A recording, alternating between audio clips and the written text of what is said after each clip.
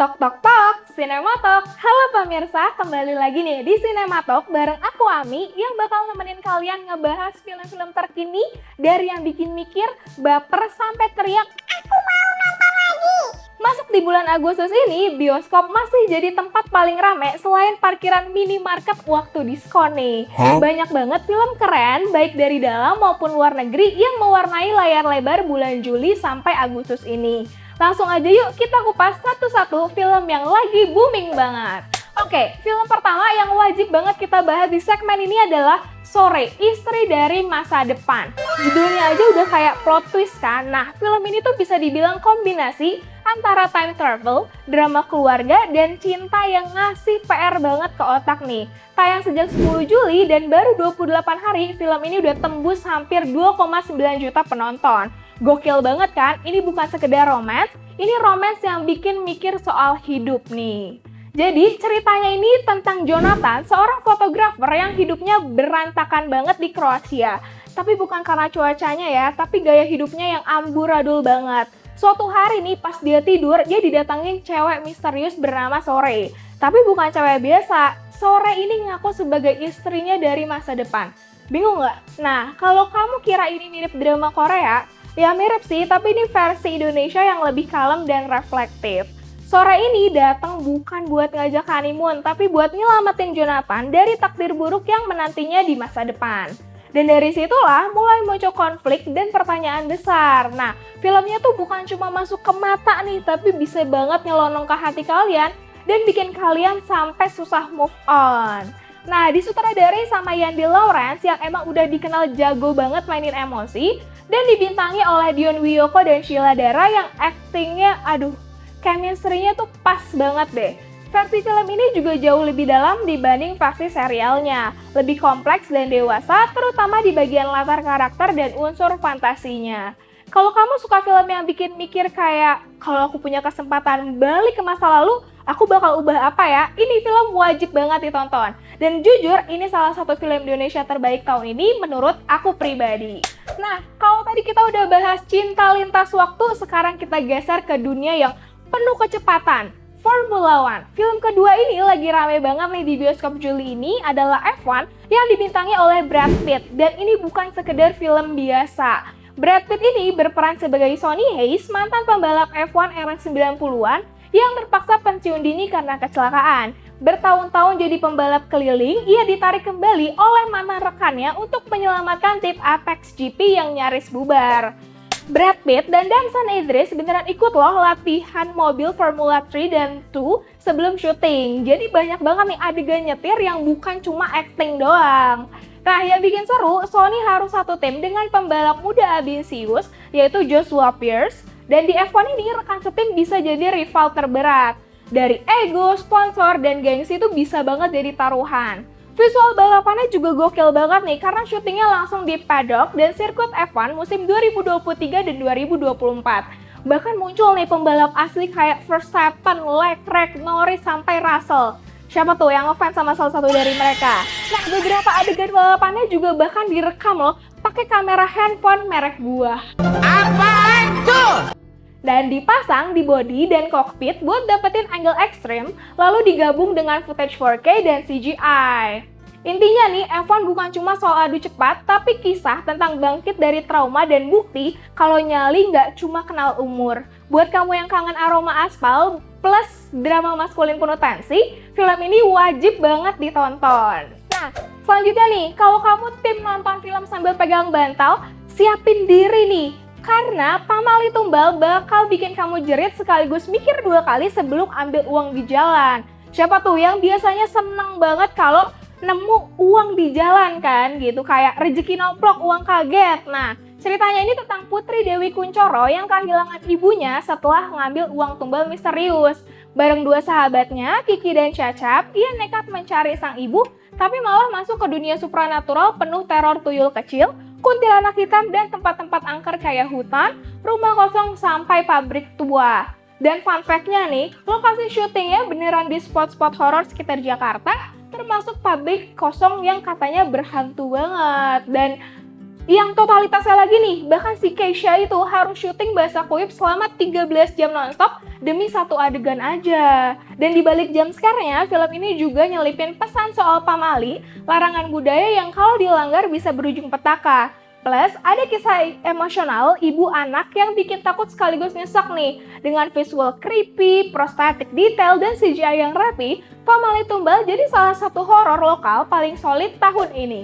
Nah, kalau tadi nih kita udah tegang sama yang horor, sekarang waktunya santai bareng film yang penuh warna, tawa, dan sedikit kriminal, tapi versi animasi. Yap, ini dia The Bad Guys 2. Masih ingat Mr. Wolf, Mr. Snake, Miss Tarantula, Mr. Shark, dan Mr. Piranha? Nah, setelah pensiun dari dunia kejahatan, mereka tenang-tenang aja tuh hidupnya. Sampai satu misi terakhir yang memaksa mereka untuk comeback lagi nih. Bedanya kali ini mereka harus kerjasama dengan geng baru yang seluruhnya perempuan. Dan jelas dong nggak bakal semulus itu. Nah, sequel ini tuh masih bawa formula seru, aksi heist ala Ocean Eleven, humor slapstick buat anak-anak, plus dialog cerdas yang bikin orang dewasa ngakak banget nih. Gabungan 2D comic dengan 3D fluid khas DreamWorks. Nah, sutradaranya juga Pierre Periville ini udah nyiapin sequelnya sebelum film pertama rilis loh, berarti kayak udah lama banget nih, dan semua pengisi suara lamanya itu balik lagi, ditambah pasti ada bintang baru dong kayak Natasha Lyonne dan Maria Bakalova. Musiknya masih banget nih digarap sama Daniel Pemberton yang sukses bikin soundtrack yang catchy banget. Nah, di balik kelucuannya nih, film ini juga punya pesan yang hangat soal persahabatan, teamwork, dan kesempatan kedua. Makanya, meski film keluarga, orang dewasa pun bisa tetap enjoy. Nah, rilis 1 Agustus 2025, The Bad Guys tuh udah ngumpulin lebih dari 80 juta dolar dan dapat respon positif dari kritikus maupun penonton. Jadi, entah kamu mau nonton sendiri atau sama keluarga, film ini dijamin bikin kamu happy. Nah, kalau yang tadi nih, Pamali Tumbal bikin takut keluar rumah, horor barat satu ini bikin kita takut tidur nyenyak di rumah sendiri. Bingung nggak? Judulnya Weapons. Bayangin, jam 2.17 pagi, satu kelas tiba-tiba keluar rumah, lari ke kegelapan, dan nggak pernah balik lagi. Dari 18 anak, cuma satu loh yang tersisa, namanya Alex Lily. Misteri makin mengerikan karena guru mereka, Miss Gandy, justru jadi orang yang paling dicurigai. Tapi Archer Graff, salah satu orang tua murid, yakin nih ada sesuatu yang jauh lebih gelap. Bersama Justin, ia menyelidiki dan menemukan rekaman kamera Bell. Jadi anak-anak itu berlari nih ke hutan dengan gerakan kaku, mata kosong, seolah ada yang mengendalikan mereka nih. Dan semua menuju arah yang sama, tapi nggak tahu kemana gitu loh. Weapons ini bukan horor yang jump scare, tapi dia tuh bikin kamu nggak nyaman nonton dari awal. Detail demi detail bikin penasaran banget nih. Sampai klimaksnya nyatu jadi satu puzzle yang bikin penonton nih bengong gitu. Nah, film ini disutradarai oleh Zack Cregger, kreator Barbarian. Bahkan ya, Joko Anwar sampai muji loh film ini sebagai salah satu film horor paling original dan paling brengsek beberapa tahun terakhir. Dan nyaranin langsung nonton tanpa spoiler. Dan selanjutnya nih, di Amerika Serikat, endingnya sampai bikin satu studio tepuk tangan bareng loh. Jadi, kalau kamu cari horor beda yang bikin kepala nggak tenang berhari-hari ini, Weapons wajib banget ditonton. Tapi ingat, jangan coba-coba nonton sendirian jam 2.17 pagi ya. Nah, setelah tadi tegang nonton horor, sekarang waktunya tarik nafas, siapin hati, karena film keluarga ini bikin kita ketawa tapi juga bisa pulang sambil mengelap air mata. Ini dia Panggil Aku Ayah, adaptasi resmi dari film Korea Pound 2020 yang dikenal super menyentuh. Kisahnya tentang dua penagih hutang yang keras kepala. Sampai suatu hari nih, mereka terpaksa membawa seorang anak kecil sebagai jaminan. Awalnya dianggap beban, tapi perlahan hubungan mereka berubah jadi penuh kasih dan proteksi. Sesuatu yang gak pernah banget nih mereka bayangkan. Nah, film ini mempertahankan esensi cerita aslinya, tapi dibalut nuansa lokal yang dekat dengan keseharian kita. Dibintangi oleh Ringo Agus Rahman dan Boris Bokir sebagai dua penagih hutang, Meisha Lin, si aktor cilik berbakat, Tisa Biani, hingga Grace Emanuela.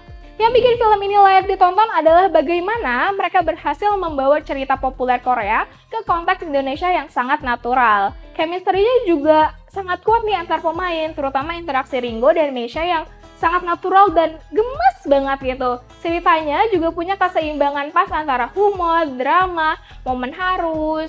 Jadi cocok banget nih dinikmati bareng keluarga. baik dengan orang tua maupun anak-anak. Panggil Aku Ayah ini ngingetin bahwa keluarga bukan cuma soal darah, tapi soal siapa yang ada buat kita di saat paling butuh. Jadi siap-siap ketawa, tapi juga siap-siap baper, karena film ini dijamin bikin hati meleleh. Nah, setelah haru bareng Panggil Aku Ayah, sekarang kita geser nih ke sesuatu yang nyeleneh, absurd, tapi surprisingly relatable. Ini dia, Tinggal Meninggal. Tapi jangan salah sangka dulu, meski judulnya serem, film ini sebenarnya komedi gelap dengan sentuhan satir sosial. Ceritanya tentang Gemma, pria yang kesepian setelah ayahnya meninggal. Awalnya dia jadi pusat perhatian teman-teman kantornya nih, tapi lama-lama cuek lagi tuh semuanya. Sampai akhirnya Gemma mulai ngobrol sama foto masa kecilnya. Kedengarannya absurd, tapi justru lewat itu tuh dia bisa mengeksplorasi rasa kehilangan, kesepian, jati dirinya dia juga nih.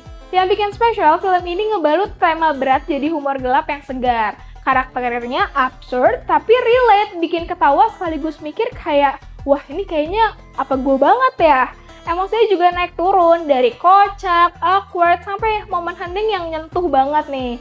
Tinggal Meninggal udah tayang sejak 14 Agustus 2025 dan jadi salah satu film lokal yang berani main di jalur yang nggak biasa loh. Jadi kalau kamu lagi bosan sama film yang aman-aman aja, ini saatnya tontonan yang beda, yang satir, aneh, tapi kena banget. Nah, sebelum kita tutup segmen pertama hari ini nih, kita punya satu film yang pas banget buat menambah semangat kebangsaan. Apalagi di bulan Agustus ini yang identik sama perayaan kemerdekaan.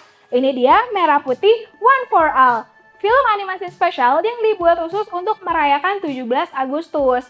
Kisahnya berlatar di sebuah desa yang siap menyambut hari kemerdekaan. Seperti tradisi tiap tahun nih, mereka harus mengibarkan bendera pusaka, tapi sehari sebelum upacara, benderanya hilang. Benderanya hilang! Itulah 8 anak dari berbagai daerah, Betawi, Papua, Medan, Tegal, Jawa Tengah, Makassar, Manado, sampai Tionghoa, bersatu jadi tim Merah Putih untuk mencari bendera itu. Misi mereka penuh petualangan melewati sungai, hutan, hujan badai, dan yang paling sulit, mengesampingkan ego mereka masing-masing. Serunya, film ini nggak cuma cerita tentang bendera, tapi juga persatuan, kerjasama, dan arti kebersamaan. Ada momen lucu, tegang, sampai haru yang bikin kita ngerasa ikut petualangan mereka. Dan fun fact-nya nih ya, produksinya habis sampai 6,7 miliar rupiah. Fantastis banget nggak? Wah, itu kalau dibeliin cilok nih, itu bisa buat satu kecamatan. Tapi wajar nggak sih? Karena ini proyek nasionalisme yang harus all out, dan rilisnya itu pas 14 Agustus 2025, biar vibes 17-annya makin kerasa banget. Merah Putih One for All ini jadi pengingat bahwa perbedaan itu bukan penghalang, tapi justru kekuatan. Kadang nih ya, pahlawan gak selalu loh pakai seragam, kadang mereka cuma anak-anak dengan hati yang besar. Nah, oke, itu dia tadi deretan film seru dari bulan Juli sampai Agustus ini. Mulai dari romansa lintas waktu, aksi balap yang menegangkan, horor lokal yang bikin merinding banget, animasi kocak, misteri penuh ketegangan, drama keluarga yang bikin baper, komedi gelap yang nyelekit, sampai petualangan animasi anak-anak yang penuh semangat di kemerdekaan ini. Yaitu Merah Putih One for All. Jadi, mau kamu nyari yang bikin ketawa, nangis, tegang, atau terinspirasi, semuanya ada. Tapi jangan kemana-mana dulu, karena di segmen 2, kita bakal ngobrol bareng bintang tamu spesial yang akan buka cerita seru di balik layar dunia perfilman. Tetap di sini, tok tok tok, Cinema Talk.